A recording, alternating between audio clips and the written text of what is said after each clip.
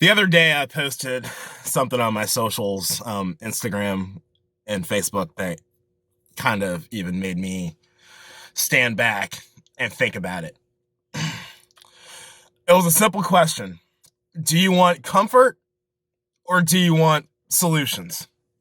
Now, the meme was about a couple trying to work out through their problems, and that was kind of like their safe question that they turn to their partner and ask whenever they're having a disagreement. But I felt that it worked well for the bigger picture about what's happening in this country. We are so twisted up with our political parties, our tribalism, that we have our anger is more targeted to find comfort in our pain instead of finding real solutions. I'm gonna go ahead and jump to one example. Robinhood, what's been going on with the stock market with GameStop and AMC and that whole mess. When they stopped allowing normal people to trade these stocks in relativity to what the hedge fund managers were getting away with for decades with short selling stocks, everybody got upset. They said, hey, that's not fair. We need to fight for the little guy. They should be able to do the same things these hedge fund managers are doing. Yeah, we're all collectively angry and we all agreed that that wasn't right. Not going into everything behind the reason why they did it. That's not the point I'm trying to make.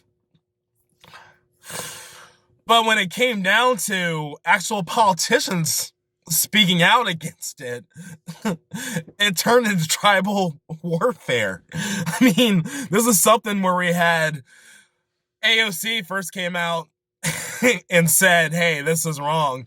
Ted Cruz came out and agreed with her. And then it turned into a Twitter fight. Hey, I don't want you agreeing with me. And that pretty much sums out what's happening in this country.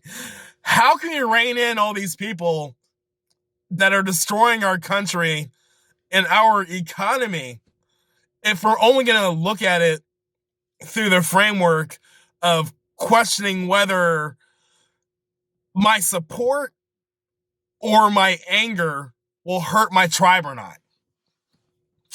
See, that's the problem I'm having a hard time grappling with, because this goes into everything from wages. We talk about the minimum wage. We talk about the cost of living. We talk about inflation. We talk about how we have to work all these hours just to be able to live, to put food on the table. And we talk about how these rich bosses are firing people to put machines in their place.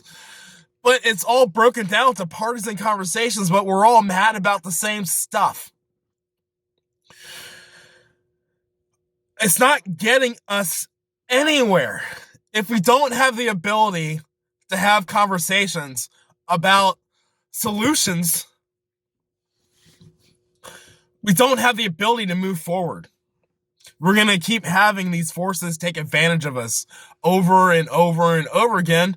And we're going to smile because Democrats control Congress or Republicans control Congress, or we have a president. I like him. I like his personality. He says what he feels. He says what I'm feeling.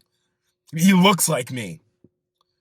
So we're all giving these little goodies and feel good about ourselves, but it's not changing our situation. I mean, just like I said last week, we should have pitchforks be in our representatives' faces about the healthcare system, but we're like, I'd rather fight about judges. I'd rather fight about how this man wasn't treated fairly. I want to fight about an election that they told me is rigged, so I'm mad, so I'm going to go and storm the Capitol. Where's it gotten us? And more importantly, what are we doing? What happened to the stuff that matters? What happened to a Congress that was able to be civil to each other and relate to each other and have dinner and conversations that led to compromised bills? Instead, you have a Congress that's divided. The only thing they can agree on is giving themselves raises. Yes, this is the state of the country. I mean, we can't even bring up term limits without us turning on the person who brought it up. We can all agree there should be term limits for Congress. It should not be a career. We agree with that. We agree with reining in lobbyists so they're not setting our laws and the people can be represented. That's a no-brainer.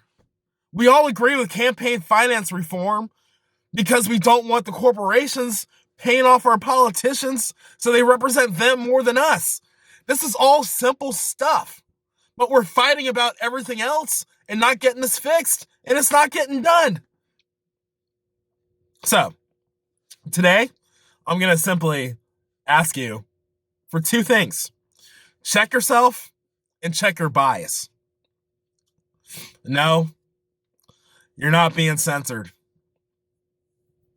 I'm sorry, but you're not being censored. If you can run around telling everybody in the world that you're being censored, you're not being censored. Take all that energy where you feel like being censored and have a civil conversation with someone you think you disagree with. Go back to the basics in that conversation. The simple question, how are you doing? Don't shade it with saying, I'm doing great, everything's great, I'm glad I have this congressman because he's my same political party, or I hate this congressman, or I hate Joe Biden. Go back to the basics. Go to your pain points. What's pissing you off? Because it's not the Democrats, it's not the liberals, it's not the conservatives, it's not Republicans. It's simple stuff that's pissing you off, and guess what? That person's pissed off about the same thing too. That's your point to agree on. That's your point to go to your congressman and force them to have a bipartisan approach for solutions. Not just the comfort of thinking you own the conversation, or thinking your party's in control, or being afraid that your party's not in control. This is psychotic. We can do better, America. My name is Kyle Finding King. Thank you for attending my Jeep Chat.